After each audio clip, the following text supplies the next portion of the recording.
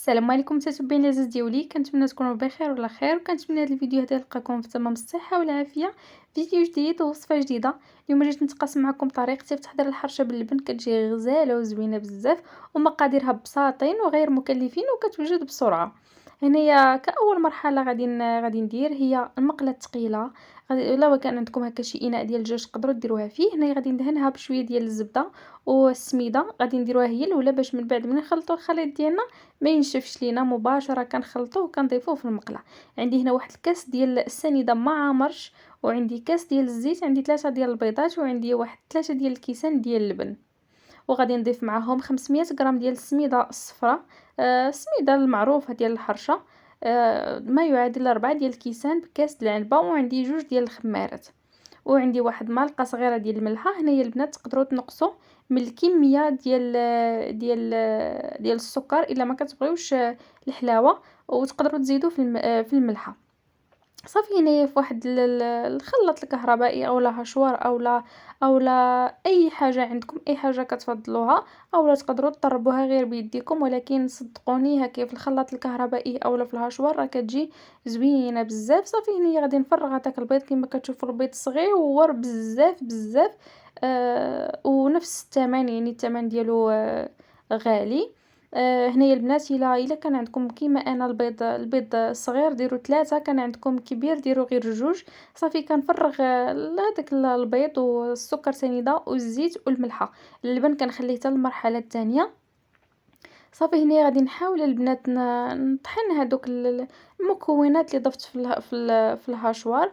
كما قلت لكم هنايا تقدروا تستعملوا الخلاط الكهربائي حتى هو راه فحال يعني نفس النتيجه. غادي هكا طربوه مزيان مزيان حتى كتشوفوا الخليط ديالكم كيولي بحال الشكل ديال المايونيز. ولا وصلتوا لهاد اللقطه هذه في الفيديو ما تبخلوش عليا باللايكات ديالكم والتعاليق ديالكم المحفزين. ولا كنتي اختي اول مره كتشوفي القناه ما تبخليش عليا بالاشتراك ديالك.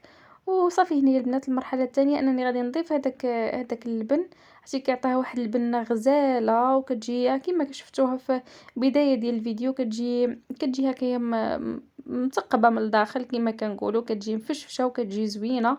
والمذاق ديالها غزال، كيعطيها واحد المذاق اللي متميز، يعني ماشي بحال ديال الحليب. كيميزها بالمذاق ديالو، كتشمي فيها بحال فيها ريحه الجبن من الداخل. صافي هنا من بعد ما خلطت داك اللبن مع المكونات ديالي الاولى، صافي كنشوف هنا واحد الاناء اولا اي حاجه نتوما كتفضلوا، المهم هي تقدوا الوصفه ديالكم. غادي نفرغ الخليط ديالي، ومن بعدها غادي نضيف عليه مباشره هذيك السميده. هنايا هاد القياس اللي عطيتكم بالضبط كيهز 500 غرام ديال السميده، ما يعادل 4 ديال الكيسان بكاس العنبه، وجوج ديال الخمارات. وهنا الا كنتو بغيتو النكهه ديال الفاني تقدروا ديروا واحد الساشيه ديال الفاني. وهنا البنات في هذه العمليه هذه نتوما كتضيفوا السميده وكتطربوا بالزربه باش ما تنشفش ليكم. خاصكم ديروها في المقله ديالكم قبل ما تنشف. هذا علاش في الاول كندهنوا المقله ديالنا وكنخليوها على جنب باش كتكون العمليه سريعه. وفي هذا الاثناء هادو قبل ما ندير، زعما قبل ما ندير السميده، كنكون شعلت الفران كنخليته كيسخن بحال كطيبوا الكيك العادي او البسبوسه يعني عاديه. ما كتجيو تكملوا زعما التخلاطه ديال الحرشه ديالكم، كتلقاو الفران صافي راه سخن.